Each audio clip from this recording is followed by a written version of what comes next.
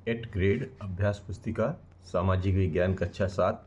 आज हम इसका अध्याय 3 दिल्ली 12वीं से 15वीं शताब्दी का चैप्टर यानी कि इसके सवाल हल करने की कोशिश करेंगे, यानी प्रश्नों का उत्तर खोजेंगे। तो पहला प्रश्न है कि अलाउद्दीन खिलजी के शासनकाल में खराज नामक कर संबंधित था, किससे? घरों से था या मवेशियों से था या कृषि से था या व्यापार से था? तो ये था कृषि से संबंधित, जो कि इसमें सी में लिखा हुआ है, तो इसको लिखकर टिक लगा लेना है। प्रश्न दूसरा कह रहा है कि किस इतिहासकार ने कहा था कि इल्तुतमिश की बेटी रजिया अपने सभी भाइयों से अधिक योग्य और सक्षम थी? ए था इब्न बतूता, बी था जियाउद्दीन बर्नी, सी था फ़ाक़े मुदब्बिर और डी में है मिनहाज सिराज। तो ये जो शब्द कहा था वो किसने कहा था? वो मिनहाज सिराज ने कहा था। ये डी में लिखा हुआ है, इसको टिक लगा के लिख लेना है, ठीक है, खाली जगह पर। प्रश्न 3 कह रहे हैं कि भारत आने वाले यात्री इब्न बतूता का संबंध किस देश से था? अमेरिका से, यानी अमेरिका से, या अफ्रीका से, या ईरान से, या चीन से? तो इब्न बतूता कहाँ का यात्री था? दरअसल मोरक्को का यात्री था, और ये कहाँ पड़ता है? अफ्रीका में। तो ये लिखा हुआ है बी में, और इसको लिखकर टिक लगा के लिख लेना है इस खाली जगह पर। चौथा प्रश्न कह रहे हैं कि मध्यकाल में रानी दिद्दा द्वारा शासित क्षेत्र था कश्मीर, वारंगल, दिल्ली या गढ़कटंगा? तो वो था कश्मीर, ठीक है। प्रश्न 5 कह रहे हैं कि मोरक्को यात्री इब्न बतूता ने बतलाया है कि भारत में सरदार किस इलाके में किले बनाकर नहीं रहते थे? नहीं ढूंढना है, मतलब रहते थे वाला नहीं, नहीं वाला ढूंढना है। तो ऑप्शन है चट्टानी, ऊबड़ खाबड़ पहाड़ी, या बांस के झुरमुटों में, या मैदानी इलाकों में? तो मैदानी इलाकों में वो किले बनाकर नहीं रहते थे। क्यों? क्योंकि मैदानी इलाके में कोई भी सेना जो है आसानी से उस पर अटैक कर सकती थी, और बाकी जगहों में बनाने के थोड़ा सा दूसरों को दिक्कत होती। तो जब दिक्कत आएगी तो दिक्कत के लिए ही तो ये सब बनाए जाते थे। तो मैदानी इलाकों में वो लोग अपने किले वगैरह नहीं बनाते थे, ठीक है। अब आते हैं प्रश्न क्रमांक 6, रिक्त स्थानों की पूर्ति कीजिए। ए है तुगलक वंश के बाद खालिस्तान तथा दिल्ली पर सैयद और लोदी वंश का शासन रहा। तो तुगलक वंश के बाद ये खालिस्तान, ये जो जगह है ना, ये मतलब गलती से लिख दी गई है। सीधे के बाद दिल्ली पर तथा वथा, ये सही नहीं है, शब्द नहीं है, ठीक है। पूरा शब्द है, ये पूरा वाक्य है। तो तुगलक वंश के बाद दिल्ली पर, ठीक है, ये लिखना है, सैयद और लोदी वंश का शासन रहा। और बी है दिल्ली में सर्वप्रथम खालिस्तान वंश ने राजधानी स्थापित की। तो तोमरों ने, मतलब तोमर वंश ने सबसे पहले राजधानी स्थापित की थी, ठीक है। फिर सी है तोमरों और चौहानों के राज्यकाल में दिल्ली खालिस्तान सिक्के प्रचलन में थे। तो दहलीवाल नामक सिक्के थे। कैसे, क्या नाम थे? दहलीवाल नामक सिक्के प्रचलन में थे। डी है कि सैनिक अभियानों का नेतृत्व करना और इक्तों में कानून व्यवस्था बनाए रखना खालिस्तान का मुख्य कार्य था। तो वो इक्तादारों का कार्य था, ठीक है। ई प्रश्न है कि अकबर ने अपने प्रतिमान के रूप में की प्रशासन व्यवस्था को अपनाया था? तो शेरशाह सूरी की प्रशासन व्यवस्था को अपनाया था, ठीक है।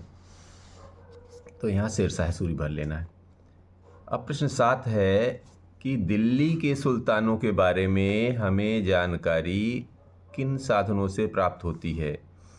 तो दिल्ली के सुल्तानों के बारे में हमें जानकारी निम्नलिखित साधनों से प्राप्त होती है। कौन कौन से? एक, अभिलेख से। अभिलेख में क्या आएगा? पत्थरों, धातुओं पर खुदे हुए, मतलब जो भी पत्थरों या धातुओं पर खुदा हुआ है वो अभिलेख की श्रेणी में आता है। फिर सिक्के, अब सिक्के में क्या क्या आता है? एक तो नाम के सिक्के होते थे, उपाधियों के सिक्के होते थे और तिथियों वाले सिक्के होते थे, तो इनसे ये भी पता चलता है।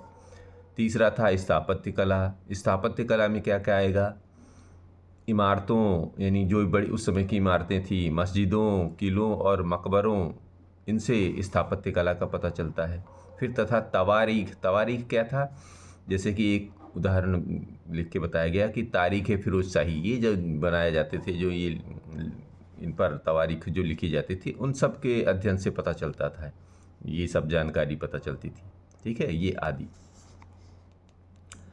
अब 8वां प्रश्न है कि रजिया के योग्य होते हुए भी उसे सुल्तान के पद से क्यों हटाया गया? तो इसका जवाब बनाना है कि रजिया के योग्य होते हुए भी उसे सुल्तान के पद से इसलिए हटाया गया क्योंकि वह एक महिला शासक थी, जो उस समय के समाज और दरबारियों को स्वीकार्य नहीं था। दरबार के अमीर और सरदार एक महिला के अधीन काम नहीं करना चाहते थे। रजिया ने स्वतंत्र रूप से शासन करना शुरू किया, जिससे तुर्की सरदारों के प्रभाव में कमी आई और वे उसके विरुद्ध हो गए। फिर इसी का 9वां प्रश्न है कि दिल्ली के सुल्तानों द्वारा गुलामों को क्यों खरीदा जाता था? तो इसका जवाब बनाना है कि दिल्ली के सुल्तानों द्वारा गुलामों को मुख्य रूप से सैन्य और प्रशासनिक कार्यों के लिए खरीदा जाता था। सुल्तान अपने गुलामों पर अधिक भरोसा करते थे, क्योंकि वे अपने मालिकों के प्रति वफादार रहते थे और उनके अपने परिवारों के प्रति कोई निष्ठा नहीं होती थी। ठीक है, इसलिए उनको जो है खरीदा जाता था। तो 10वां प्रश्न है, लेते हैं कि मध्यकाल में इक़्तिदार या मुक्ति को किन तरीकों से नियंत्रित किया जाता था? तो मध्यकाल में इक़्तिदार या मुक्ति को विभिन्न तरीकों से नियंत्रित किया जाता था, जिनमें उनकी नियुक्ति, स्थानांतरण और राजस्व संग्रह का हिसाब किताब शामिल था। केंद्र सरकार इक़्तिदारों की गतिविधियों पर नज़र रखने के लिए जासूसों और गुप्तचरों का उपयोग भी करती थी। ठीक है, इस तरह इन पर नियंत्रण रखते थे। 11वां प्रश्न कह रहे हैं कि शेर शाह सूरी ने अपना राज्य कैसे स्थापित किया? तो शेर शाह सूरी, जिसको फरीद खान के नाम से जाना जाता था, यानी उसका असली नाम था फरीद खान। ठीक है, तो शेर शाह सूरी ने अपनी राजनीतिक सूझबूझ और सैन्य शक्ति का परिचय देते हुए मुग़ल बादशाह हुमायूं को 1539 में चौसा के युद्ध में और 1540 में कन्नौज यानी बेलग्राम के युद्ध में हराकर अपनी प्रशासनिक और सैन्य क्षमताओं के बल पर अपना राज्य स्थापित किया। यानी कि उसने 2 लड़ाइयाँ मुख्य रूप से लड़ी, जो मतलब हराया हुमायूं को। एक तो 1539 में चौसा के युद्ध में और 1540 में कन्नौज के या बेलग्राम के युद्ध में जब हुमायूं को हरा दिया, तो फिर उसका साम्राज्य स्थापित हो गया। 12वां प्रश्न कह रहे हैं कि मोहम्मद तुगलक द्वारा उच्च प्रशासनिक पदों पर की गई नियुक्तियों की बर्नी द्वारा क्यों आलोचना की गई? तो इसका जवाब बनाना है, मोहम्मद तुगलक द्वारा उच्च पदों पर निम्न या अयोग्य व्यक्तियों की नियुक्ति के कारण बर्नी ने उनकी आलोचना की, क्योंकि बर्नी कुलीन वर्ग के वर्चस्व का समर्थक था, है ना। और चूँकि मोहम्मद तुगलक ने हर प्रकार के पदों पर हर प्रकार के लोगों को भर दिया, और वो ये चीज़ बर्नी को पसंद नहीं था। 13वां प्रश्न कह रहे हैं कि अलाउद्दीन खिलजी और मोहम्मद तुगलक के शासनकाल में क्या समानताएं थीं, लिखिए। तो अलाउद्दीन खिलजी और मोहम्मद तुगलक के शासनकाल में कई समानताएं थीं। जिनमें एक विशाल स्थायी सेना रखना, प्रत्यक्ष केंद्रीय नियंत्रण की नीति और राजस्व सुधार शामिल है।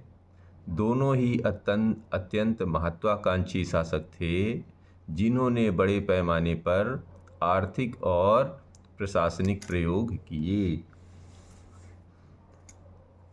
अब 14वां प्रश्न है कि अलाउद्दीन खिलजी की राजस्व व्यवस्था की विशेषताएं लिखिए। आपको कौन सी एक व्यवस्था महत्वपूर्ण लगती है और क्यों?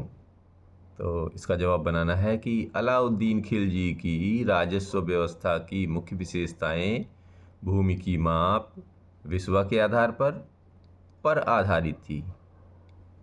पर आधारित कर निर्धारण, मतलब जो कर का निर्धारण था वो भूमि की माप के आधार पर था, और वो किस पर चलता था? विस्वा पर चलता, ठीक है ना। और फिर क्या था दूसरा? बिचौलियों का उन्मूलन, यानी बिचौलियों को हटा दिया। और कठोर कर संग्रह, मतलब कर को मतलब अच्छी तरीके से वसूल ही लेते थे, ठीक है, ये इनका मेन था। अब ये इसमें यह भी कहना कि आपको कौन सा व्यवस्था महत्वपूर्ण लगती थी, तो मुझे बिचौलियों का उन्मूलन सबसे महत्वपूर्ण व्यवस्था लगती थी। इससे पहले ये स्थानीय अधिकारी किसानों का शोषण करते थे और राज्य को भी पूरा राजस्व नहीं मिलता था। इस कदम से सुल्तान का नियंत्रण स्थापित हुआ। तो इसने ये जो 2-3 चीज़ें की, एक तो भूमि की नाप बनाई और बिचौलियों को हटा दिया, और कर को जो है, कर यानी कि टैक्स जो है पूरी तरह से जो उसने तय किया उसको वसूल लिया। तो इस तरह के यहाँ पैसा आया और उस तरह उसका नियंत्रण स्थापित हुआ। अब आगे आइए, प्रश्न क्रमांक 15। प्रश्न 15 कह रहे हैं कि मंगोल विजय हेतु अलाउद्दीन खिलजी व मोहम्मद तुगलक द्वारा किन बातों पर बल दिया गया? तो दोनों ने मंगोलों के खिलाफ एक मजबूत और स्थायी रक्षा नीति पर बल दिया।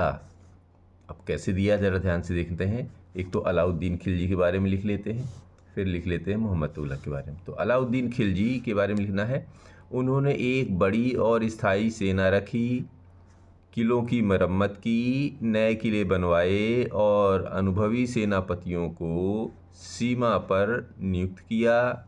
उन्होंने मंगोल आक्रमणों को रोकने के लिए रक्त और तलवार की नीति अपनाई और मंगोलों को दिल्ली के पास से खदेड़ दिया, ठीक है। अब मोहम्मद तुगलक ने क्या किया था? तो मोहम्मद तुगलक के बारे में लिख दीजिए कि उन्होंने भी मंगोलों के खिलाफ एक बड़ी सेना तैयार की, लेकिन उनकी नीति अधिक आक्रामक थी। उन्होंने मंगोल क्षेत्र पर आक्रमण करने की योजना बनाई, हालांकि यह योजना कभी पूरी तरह लागू नहीं हुई। उन्होंने सीमावर्ती क्षेत्रों में सैन्य चौकियां स्थापित की और मंगोलों को रिश्वत देकर या बलपूर्वक रोकने का प्रयास किया। प्रश्न 16 कह रहे हैं कि शेर शाह सूरी के राज्य विस्तार के बारे में लिखिए, ठीक है। तो शुरू करते हैं। शेर शाह सूरी ने अपने सैन्य अभियानों और प्रशासनिक सुधारों के माध्यम से एक विशाल साम्राज्य का विस्तार किया। अब कैसे कैसे किया, जरा पॉइंट में लिख लेते हैं। तो एक तो सैन्य विजय किया, उन्होंने हुमायूं को चौसा यानी कि 1539 में और कन्नौज यानी 1540 में के युद्धों में हराकर मुग़ल सत्ता को चुनौती दी और उत्तर भारत में सूरी साम्राज्य की स्थापना की। उन्होंने बंगाल, मालवा, पंजाब, सिंध और मुल्तान सहित कई क्षेत्रों पर विजय प्राप्त की। फिर साम्राज्य की सीमाएं, उनका साम्राज्य पश्चिम में सिंध और मुल्तान से लेकर पूर्व में बंगाल और उत्तर में हिमालय से लेकर दक्षिण में विंध्य पर्वतमाला तक फैला हुआ था। फिर प्रशासनिक सुदृढ़ीकरण में क्या आता है? उन्होंने केवल विजय ही नहीं की, बल्कि एक कुशल प्रशासन, राजस्व प्रणाली और संचार नेटवर्क में क्या क्या आएगा? सड़कें, विशेष रूप से जो उसने जीटी रोड का निर्माण किया था ना, विशेष रूप से ग्रैंड ट्रंक रोड, यानी ग्रैंड ट्रंक रोड बोलते हैं इसको, है ना, जीटी रोड, जो उस समय कलकत्ता से पेशावर तक थी, स्थापित करके अपने राज्य को सुदृढ़ भी किया। तो इस तरह उन्होंने अपना साम्राज्य विस्तार किया था, किन्होंने, शेरशाह सूरी ने। तो इस तरह ये अध्याय 3 समाप्त होता है। मिलते हैं अगले वीडियो में अध्याय 4 में।